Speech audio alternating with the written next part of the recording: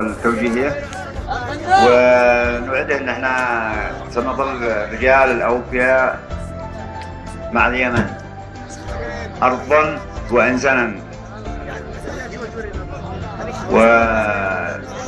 وسنكون رابط قوي للمنطقة.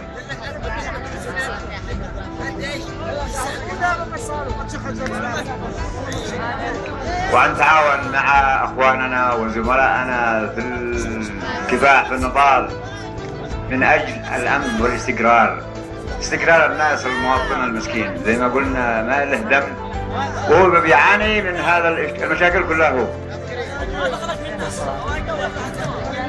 فان شاء الله نكون عند حسن ظن القيادة السياسية ووزارة الدفاع وقيادة المنطقة. باسمي واسمكم جميعا، باسم رجال الواد الثالث، نشكر الله قائد المنطقة، والف شكر للفندم علي صلاح الذي بذل مجهود كبير جدا، وشكرا. المساعدين هذا اللي احسن بقوله مرتين، المساعدين يقدموا التفريد بالمصاريف.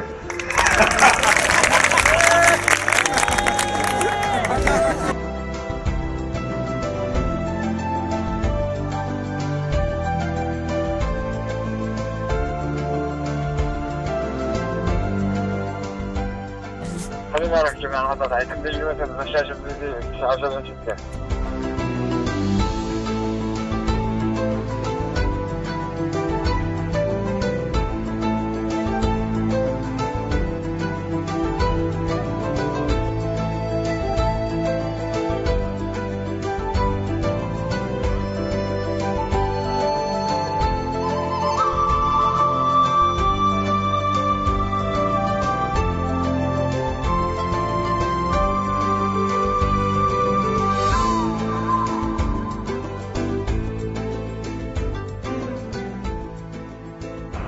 والأخوة الضيوف الكرام، ونقول لهم ان احنا على اتم الاستعداد للاسهام في ترتيب الامن والاستقرار وكل ما اوتينا من جهد، وتنفيذا توجهات القياده السياسيه برئاسه الاخ المجيد عبد الرب منصور هادي رئيس الجمهوريه القائد الاعلى للقوات المسلحه ووزاره الدفاع وقياده المنطقه، واحنا كلنا اخوه بنكمل بعض وهدفنا واحد ومهامنا واحدة. فباسمكم جميعا نجدد الترحيب للأخوة الضيوف الكرام وشكرا.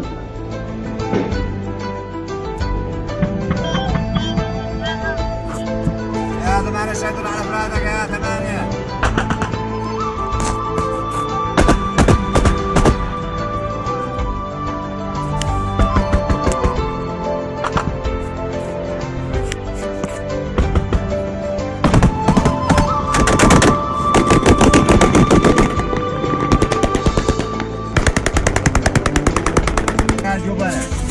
الناس باقي الناس